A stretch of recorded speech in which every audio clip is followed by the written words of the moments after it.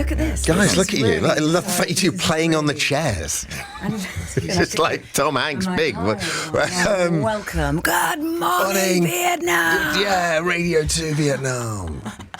You have no idea how tempting it is to open every time you open the mic to say good morning. That's why you're here, right? Good morning, Tom. Good morning, Hayley. Good morning. How are you? Very well. Are you on the way to rehearsals now, or is it Saturday a day off? Today we're just with you, and then we're resting. That's it. Our voices and our legs. Because you've got nice clothes on today. In rehearsal clothes, everyone knows the law is you wear grey marl. Yes. And glasses. Tracksuits. And leg warmers. Yeah. And stare into middle distance in Leg programme warmers. pictures and laugh. That's it. When you do rehearsals and the guy comes to take the pictures for that day, is it one day when they? Because I'm obsessed with the With pictures rehearsal photos in the programme. Yeah. Yes, me too. Actually, always have been. What's it? Everyone looks like I they have to so say, much Mark fun. Brenner is. He's really good. He's amazing. Very flattering. He gets angles and. But he'll come in shape for and half an hour composition. and just snap away and then be gone. He's very. And he's very sweet. He's very emotionally sweet. connected to it because we would be rehearsing a scene and then we finished one of the scenes and he's by the side of the room and he got very emotional. He started clapping. Wow. His own pictures. His own pictures. Looking at just. Oh man. At my leg warmers, that is a bold choice. And it creates a sort of, so you feel a great photographer will come in and sort of become invisible in a way. So they're trying to capture something that's just happening in the room without us feeling self-conscious. And I think I was in leggings, I think hair scraped back. But that's also the freedom of a rehearsal room. Yeah. You want to sort of feel like you're just playing. Is the rehearsal room the most exciting bit in many ways when you first start rehearsing? I think so. My first day of any rehearsal is I feel a bit like you're going over a hump in a road on a country lane. Yeah. And you lose you go, oh. Yeah. Oh God. A little bit just in the belly. Yeah. How do I speak? What foot do I move first? What do I do with my hands?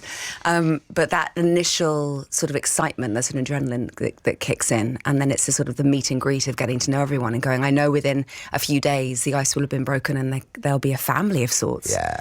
What I love about you two is the fact that, you do the big franchise stuff and it's amazing. And of course, those movies are seismic and they come with their own challenges, right? Because you are acting in front of a green screen or whatever for so long and you've got to keep focus and everything. But then you'll not that working with Jamie Lloyd is keeping it real, but in community theatre, it's still massive. But you're not cowards. You'll come back and you'll do it's a hard thing to do is theatre, and Shakespeare especially.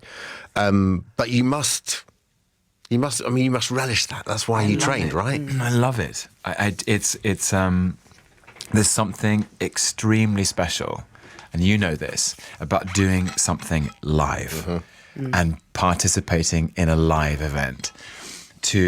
Because you're all in the same room, experiencing the same thing at the same time. And it could be a live football match or a live tennis match or a live dancing show or it could be a live anything. Yeah. It could be a live egg and spoon race. It's all happening. So exciting, isn't it? Right there, right now. Yeah. And the audience is as much a part of it as we are. And I get so much from that. I've always loved it, and especially Shakespeare live. I've always thought Shakespeare is not supposed to be read in a book. It's not supposed to be something dusty and academic and elitist. It's supposed to be performed live. Felt, fully acted out, fully inhabited. And So when you guys get the call, yeah, what's the first initial instinct? It must be, like you said, it's going over the bridge, right? Because you're going, oh God, I'm going to do Shakespeare and I'm working with Jamie Lloyd and all this thing. What's that like when you first get there and you go, okay, no, we're back in. We're going to do... It's on. It's on. It's on. It's like, here we go. The call of, do you want to do this, and saying yes to something is a very unique high.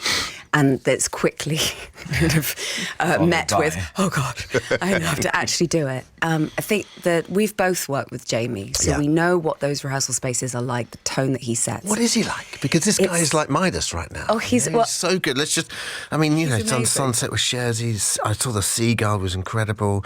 You did Betrayal with Cyrano with James yeah, you did McAvoy. The Pride, didn't you? Did The Pride with him. And he's just finished working with Sigourney Weaver on The Tempest. On The Tempest, yeah. I've known Jamie for 15 years, and his rehearsal rooms have always been, from my experience, a democratic one.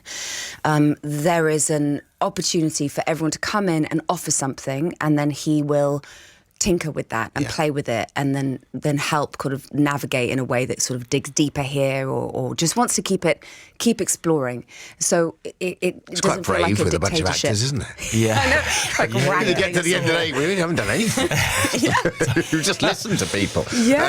It's funny how he I think has the magic of trusting the imagination of his collaborators, and essentially he says, sometimes explicitly but often implicitly, we've all lived lives. We've lived long, rich, wide-ranging lives full of different experiences, and we have enough interior experience and imagination to bring all of that to this play. And the unique magic of this will be the collection of our experiences and imaginations together.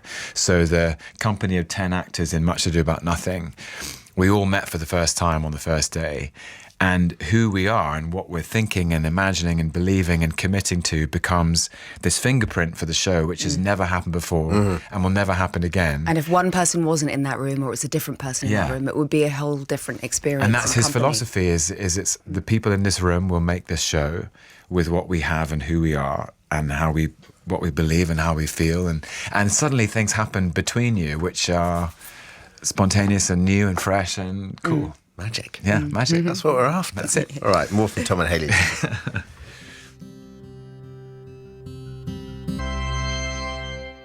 I couldn't do it. Terrifying. Just having a chat.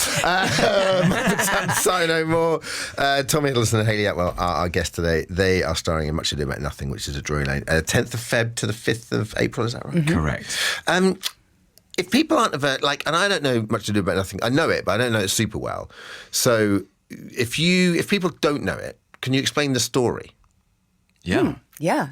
In a straight Because most way. people, I think, would have an understanding of it. Would it be primarily a comedy? Would that be right? It is one of the great comedies. Yeah. Honestly, I keep saying to people in my life, it's like a 400-year-old roller coaster where the bends are so solid, the laughs are so bedded in. Like a rom-com. People have been laughing at this play. Shakespeare's rom-com. Yeah, Shakespeare's rom-com. Yeah. Two friends or Beatrice and Benedict. Yeah. You guys. They've known each other a long time. Long time. And when the play begins, you have two worlds. You have the world of where Beatrice lives and with her uncle and her cousin Hero, she's very close with, who's much younger than her. And this sort of visiting kind of group of men with Benedict and all his mates. They come together and we have a big party, essentially. And both worlds know Massive celebration. that Beatrice and Benedict have a history. Yeah. And they enjoy watching them effectively, supposedly, hate each other through their battle of wits. Yeah. And they enjoy riffing off each other. And there's clearly an undeniable chemistry and a frisson. But it's quite antagonistic, it's mocking, it's poking, and it can put them both on an edge in a way that's very entertaining for everyone else to watch. But part of the joy is that the audience and also everyone else in the play know that they are destined to be together. They just don't know it. Yeah. So they are lacking in self-awareness, and Yeah. that's where a lot of the comedy lies. So there is magnetism between them. There's a charge that's like sparkling and fizzy and witty, but they pretend not to like each other. And then at this enormous party, with this kind of, it's a real huge party, isn't it? That their friends kind of conspire, like, let's get them together, because they're obviously supposed to be together. Yeah. And the joy of it is seeing them both turn and fall in love. And, it's... When you guys were studying, was it one of your favourites as a Yes. play? Is it your favourite? It doesn't have to be a favourite. That's not a trick question. I remember watching it. I've seen quite a few productions of it, and of course, there's the very famous film version with Ken Branagh and Emma Thompson. And I remember being younger and not necessarily understanding all the references to some of the lines, but the delivery and the joy of the language was so fun. Yeah. I knew what the setup was. I knew what the payoff was. I knew what they were both wanting from each other and what they were both struggling with, and the comedic payoff that you get from that. So and one of the things I love about Shakespeare, and Tom and I have talked about this, that for me, Shakespeare helped me understand sort of the power of language. And if I didn't necessarily understand every sort of reference that might feel now archaic, I understood it on a deeper level. Yeah. And I think if Shakespeare and the classics are done as intended, which is to be alive to the modern day and to be attuned with the modern day ear, they can be delivered in a way that is totally relatable and understandable. Well, it's his versatility that gets me. It's just like he does, you do Hamlet, which just like literally rips your heart out. Yeah. And then he'll do like a great rom-com. You know what I mean? The range. The range. I remember when I was studying English and we had Macbeth and our teacher was so forward-thinking, she got Macbeth in a graphic novel for us. Wow. And suddenly, the whole text I remember it just came alive. I'm like, no, I get this now. Yeah. You know? Yeah. But in Much Ado, there's so much joy. And a joy is not something superficial. It's really profound. Yeah. And I think something that's necessary in Which the world. Which is also why it was important, I think, from day one in rehearsals that we brought no cynicism to it. There can be a way that we can deliver lines with wit that also involves a sarcasm or an irony or a cynicism that can feel sort of mean-spirited in a way, and I don't think that exists in this play. This play is wholehearted, and so the idea of sort of surrendering to the in a way sometimes their own naffness and their own cringe qualities to each other and to themselves is part of the joy of it. When you come off, go on. Sorry, when you go to a wedding of a really good friend, and maybe they're a bit older, and they've finally found someone, or that two people have found each other and they're perfect for each other. Yeah, and there's that feeling at the wedding of like, of course it was you two all along. I had one of those before Christmas. That's what this play is. Yeah. It's that feeling of joy of like, oh yes, at last you found each other. And it's not at a time when they are sort of young and therefore totally open and naive to the world and caught up in the romantic idea of each other. Baggage, the damaged goods. They know each other. That's what they say, is that Beatrice and Benedict are one of the only two, the only couple in Shakespeare that really know each other. Like they get together when they're a little bit older and they've lived a bit more life and they're perfect for each other. They're smart and clever and they have this kind of like sparkling chemistry. Romeo and Juliet hardly know each other. Yeah. It's just, it's you. It's you across a room and they don't have much time. All right, more from Hayley and Tom in just a tick. Friday, I'm in love, The Cure. Hayley Atwell and Tom Hiddleston. I can't take up too much more of your time. I feel terrible doing half an hour. Thank you so much. I was going to ask, when you finish theatre, when you do a run, you must feel so match fit to do anything else. So you must get back to a TV or film set and just go, I can do 10 pages, whatever a day, no problem. Correct? Yeah, it's really good for the brain as well as the physical stamina that it takes, because it's, obviously the memory of the line learning and also having to be really present with an ensemble every single night, making sure that if something goes wrong, how you then quickly have to pivot and work it into the scene some way. That's the juice though, right? That's the exciting bit. The action is the juice. Yeah, maybe we should both For me, the action is the juice. One of my favourite films as well. Best, the action is the juice. I love that. Tom Sizemore. R.I.P. Huh? R.I.P. Can we there's a couple of little additionals. So, are you a ventriloquist? Oh, not this again. Well, no, you don't have to. If it's again, then I know. No. I feel like anyone who's heard or seen this before will be like, oh, this is a wonderful. You don't have to do it. Oh, I can do it for you. If you don't know it, I feel like, and you don't know. And what's the thing? I feel like you guys need to know this about me. Okay, here we go. This is for people who can watch this. On radio, it won't really translate as much, but I can do this. I'm stuck inside and I can't get out. I can do Shakespeare like this.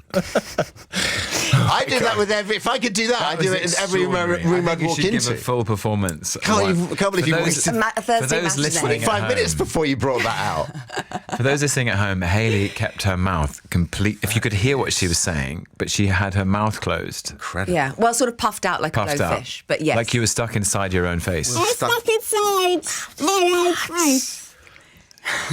We'll stick that on socials later. And Tom, I know you're a Traitors can't do fan. that. Is that right? Yes, I love You the stick around. Ramesh has got the guys in. Wait, which ones? Wait. Well, the finalists. Don't tell me because I haven't watched it. I Watched it watched last it night. either as well, so it's going to be a It was giveaway. nail biting. Isn't it great? You watch it. Of course I did. Of course I did. It was touch and go to the very end. Yeah. The introduction of the seer card, I don't know. I mean, it really threw a spanner in the works, and it turned a bit nasty in a way. I was like, oof, this is painful. Well, I think we had Molly on this morning recently, who's doing Dancing on Ice, and we chatted to her. I think the Molly moment last year kind of changed the game forever. Yeah. Because everyone went, well, I'm never going to trust anyone ever again. Yeah. So there aren't even that many sort of allegiances anymore. It's still a great series, isn't it? good. I can't believe So how much they good. ask them to do. Because they have to perform quite a to do bit, a lot. don't they? Yeah, They're yeah. Do you think you the would be hooded- good on it I'd be as a traitor? terrible. No, I'd be a faithful all the way. Would you? What about you, Tom? Do you think you'd be a I'd good smile traitor? too much to be. I'd be like Linda. So that Claudia would walk into the room and say traitor, and I'd be like, Iconic oh, Linda. It's me. it's not me, it's you. Traitors. Yeah, The old yeah, deflection yeah, sure, I'll be there. Yeah, absolutely. Yeah. It's what I love about it is it's the collection of different characters. It's sort of if you could get everyone around the table for Christmas, but they're completely different ways of engaging, different ways of trying to kind of make connections or friendships or allegiances. Great social study, isn't it? Yeah, and basically the most revealing stuff I think is in the sort of chat when they're just having breakfast or they're just having a bit of downtime. They're like, Things what do you think? Or I think it's a masterclass. It's masterclass. Ramesh has got them all after 10 o'clock. But thank you, Tom and Hayley. Much ado about nothing. Drury Lane Theatre. Best of luck. Thank you. Dermot. 10th of Feb till the 5th of April. Have a great time. Thank you. Thank you. Thanks for having us.